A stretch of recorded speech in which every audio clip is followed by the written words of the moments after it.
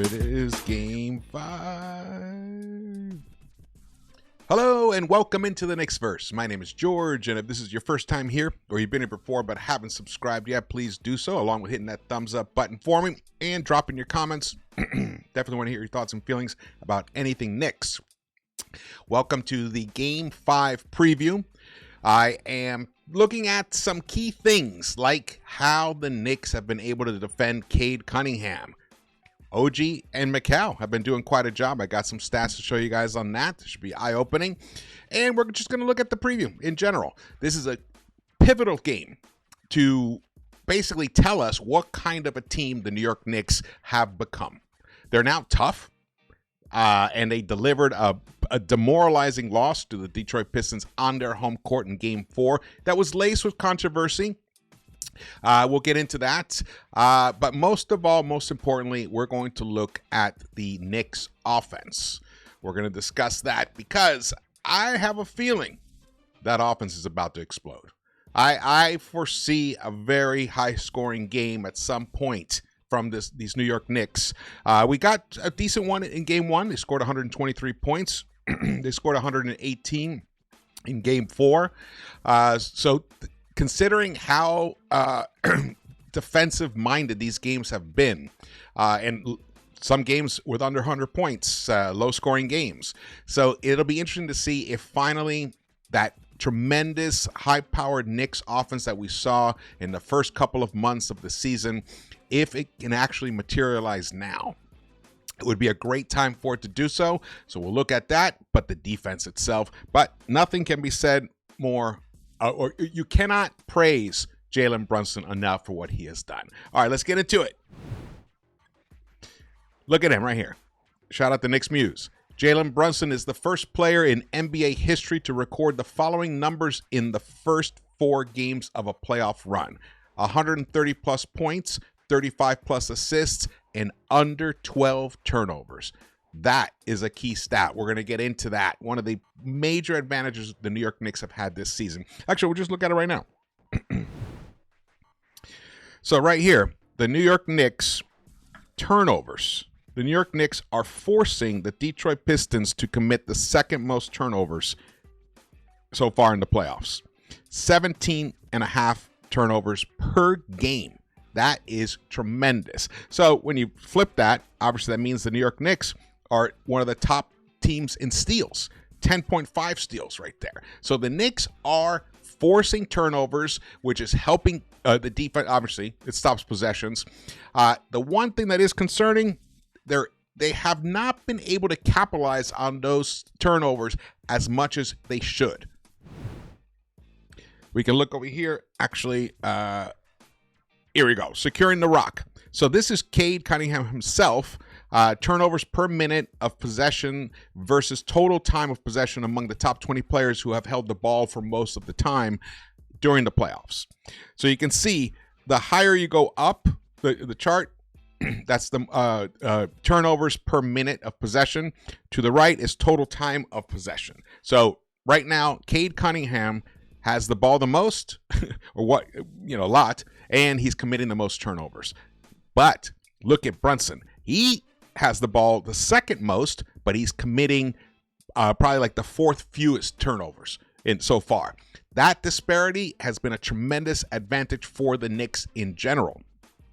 But when you look at this one here, who cashes in on steals, and shout out to AOP NBA for putting these together. Found these on Twitter. These are steals per game versus points per possession after stealing the ball. So the New York Knicks creating a lot of turnovers, a lot of steals, but they are not actually, they're at below 1 point per possession off steals. That's just not going to cut it. That's a great area of improvement, and that's why I think the offense, it has a chance of legitimately exploding, because the minute they can get out on the fast breaks and finally finish, they have struggled finishing. They missed a lot of buckets around the hoop in Game 4. If they hit their normal average that they had done during the regular season, that game would have been a 15-point blowout. So all the controversy would have gone away. So this is instrumental. The New York Knicks must continue to pressure the ball, pressure Cade Cunningham into making mistakes and then turn those mistakes into buckets on the other end. I'm waiting for that. I think it's on the verge of happening. Another thing I want to talk about here is the defense, because I already showed you this these stats here. All right, look at this. This is defending Cade. Mikal Bridges on Cade Cunningham in the 4 playoff games. He's faced him directly for about 10.5 minutes total game time, which about 53.6 possessions. They call them partial possessions on NBA Advanced Stats. During that period of time, Cade has scored on Bridges 18 total points. But look at the efficiencies. He is only connected on 9 of 21 field goals. That's 42%, just shy of 43%. He has only been able to attempt 1 3-pointer on Mikal. So Mikal is closing out hard on him on the 3-point line, and he's not even allowing him to shoot. And look at the turnovers that Mikal has forced Cade to commit. 6 turnovers right there. But the good news doesn't stop there.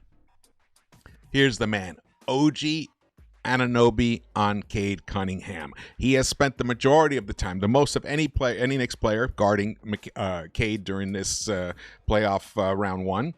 Almost 38 minutes of play that they have actually matchup minutes. Partial possessions, 182.2. That's a lot of possessions. Only 36 points off of those possessions.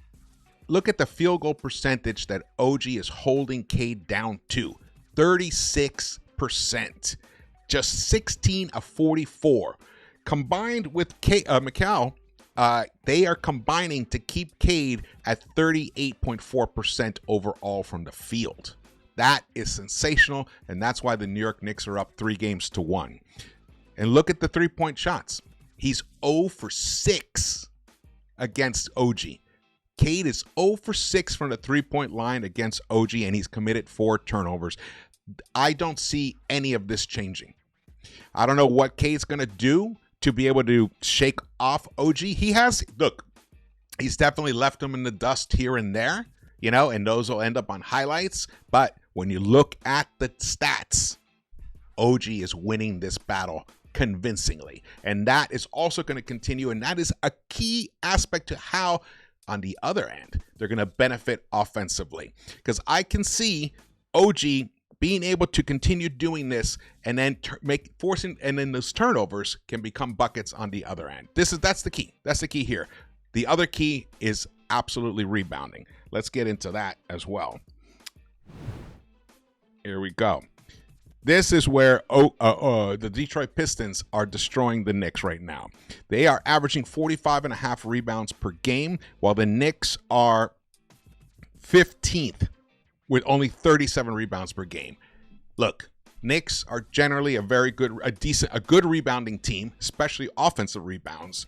Mitch was sick last Friday and Saturday, so he didn't really practice. They don't really practice that much anyway, but he was sick. You could see that his energy was not at the normal level that we have seen lately. I foresee now, this is now Tuesday, it's 2 more days since he played on Sunday. I think Mitch, the big Mitch that we're used to, is coming back. And meanwhile, Towns has been doing his job rebounding. So Mitch gets some more rebounds. Hart's doing his job. OG's out there defending. All of that, I believe, is going to even out the rebounding disparity in the Knicks' favor. In fact, when we look at this here, these are the season averages per game. The New York Knicks they just consistently underperform in rebounding compared to the Pistons. The Pistons are leading them by 8.5 rebounds per game. The Knicks, 20.5 assists. That's not going to cut it in general. The Knicks need to get that up to 30. So that's another area of improvement that I see happening here. The steals are beautiful, 10.5, 5 blocks a game, almost just 1.5 less than the Detroit Pistons. But the turnovers is beautiful. This is the key right here, man. Love it. Points in the paint, pretty even, 45-44 for the series. Second chance points, also almost identical, 15.8 for Detroit, 16 for the Knicks. The fast break points, the Pistons are ahead on that by 2.5 points. No, 1.5 points. 1.5 points per game on that. So when you look at it that way, there are great areas of improvement for the New York Knicks. Let's get back to this. OG Anunoby, boy. He has been sensational defensively, but offensively he has struggled. If he can click back to being that 20-point per game guy, Knicks will be scoring 120 plus easily. Here are the team leader stats these are the regular season stats for the two teams. The matchup today, Cade was averaging 26.1 per game to Jalen's 26. Rebounds, Towns finished second in the NBA at 12.8 during double digits. He averaged 10.3. Cade's assists 9.1, and those assists are down in this series. 7.3 for Brunson. Beautiful. Let's keep going here. Now this is tremendous. Jalen Brunson has entered rarefied air this postseason. Jalen Brunson is the first player to start the playoffs with 4 consecutive 30-point games since Michael Jordan. He's now Air Brunson. This is the level that he has reached. So the conversations about who's the best player in this series, it's Jalen Brunson by a long shot, by a mile. All right, we're back to this. Now let's get to, I want to show you guys something here. Let's talk about this, because this has been a big issue this postseason. In Game 4. Well, before I show you that, let's look at this. So this is from the Bleacher Report's TikTok. A foul or nah on Pistons' final possession. Watch this carefully. From that angle, not as easy to tell. But remember the angle that the ref has. Ref is to the right of our screen. That's the angle he sees, pretty much. Even a little bit less. What I see here very clearly, and it probably would have helped Timmy Hardaway. He probably would have gotten the call, because then it would have been blatant as opposed to potentially within the marginal sphere when you're watching it live, because that's what he thought.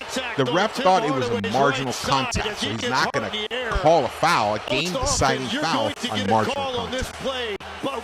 But I don't think I think it's induced by Timmy Hardaway. Here it comes. You'll see it. Watch. He jumps to his right. He jumps into Hart. If he had just gone cleanly up and released, Hart would have probably really fouled him.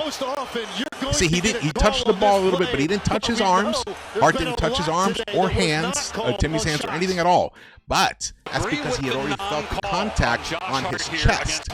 So he didn't want to exacerbate that by also coming down on him and fouling his hands, because that's an obvious blatant call. So since he got the body contact, he knew that was going to throw Timmy off. But Timmy is the one who actually causes the contact. Watch.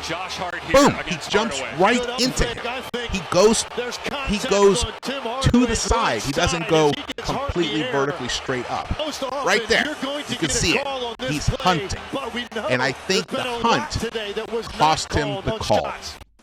That's the end about this discussion as far as I'm concerned, especially when you consider, and as well as I mentioned in the postgame, if the refs were going to analyze this play, they would have had to have analyzed the entire sequence. So, what happens before this? Tobias Harris completely mauls Josh Hart. Now, this is low res, so it's hard to see. So he's grabbing his arm, pulling him, and then he shoves. Harris literally just shoves Hart out of the way. You can't just shove a guy. So that is a foul call right there. And it also brings me back to thinking about Game 2. When Josh Hart himself, out on fast break, goes out for a dunk, the dunk that ties the score, I believe, and Jalen Duren chases him down and body slams him on the dunk. No call. So, if you don't call that, it's hard to call the other one when you are the one creating the contact. Those are my thoughts on this. Put it to rest, because tonight the series will be put to rest. I believe the New York Knicks are going to win tonight. I think I think the Pistons are actually probably psyching themselves out. Thinking about all the mistakes they've made, the things they've done wrong. How they let themselves get swept in their home court, how they want revenge. Well, great teams can use that as a motivator. But when you're not a great team, you got to play within yourself. You can't get yourself frazzled and lose sight of what you need to do on the court as far as execution. The New York Knicks were able to pick the Detroit Pistons apart in Game 4 because they started watching the tape themselves and seeing where the weaknesses are, how they can find the open spaces on the floor and find open players like that right there. Boom, three-pointer. That was a big three-pointer that Deuce hit right there. We needed that. Deuce is poised for a breakout game.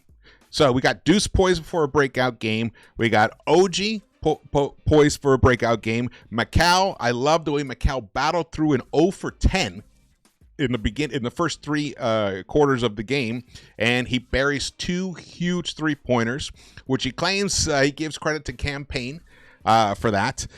He says Cam keeps talking in his ear and basically trying to get him all riled up and give him confidence too. Trying to like ignite passion in him and confidence, and it definitely worked out in that fourth quarter. He had big buckets. So here you can see the Knicks were down, but they did not. This is what I'm talking about. Boom, humongous bucket right there with 8 minutes left.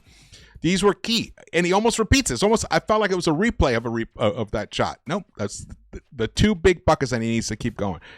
I don't know how Brunson finds that angle there. Tremendous. This, to me, was the most important play right there. We need Jalen Brunson to continue looking for Cat out on the perimeter like that.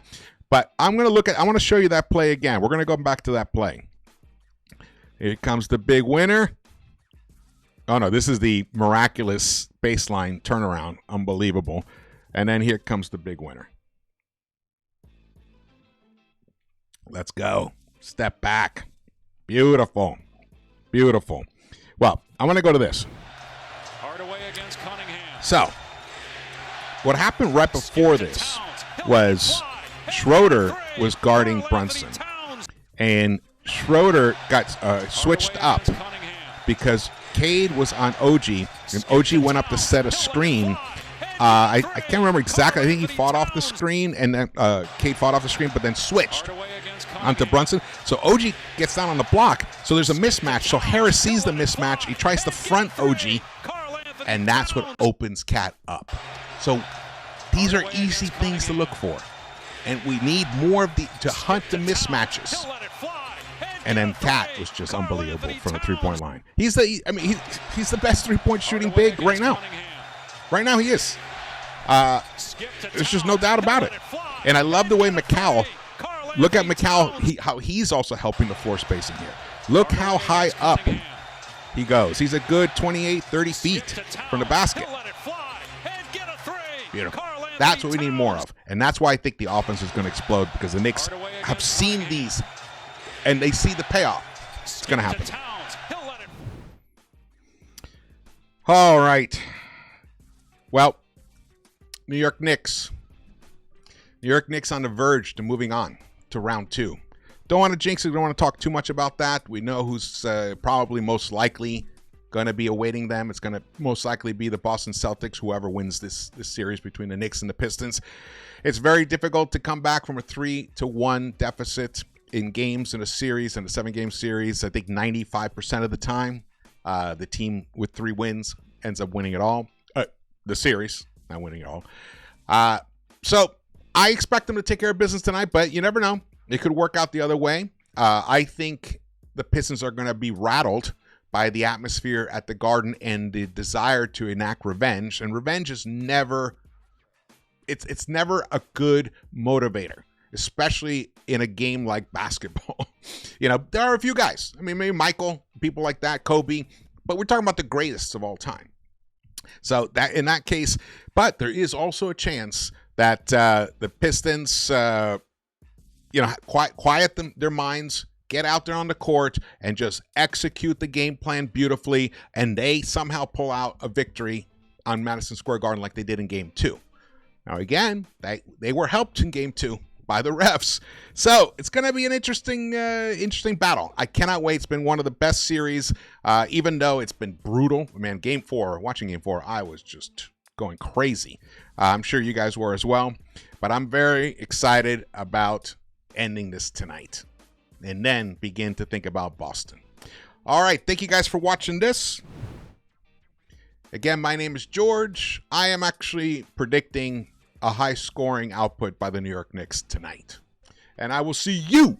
I probably will do a halftime live, but for sure I will be doing a post-game show, most likely live. We'll see. And I will see you around the Knicks-Verse.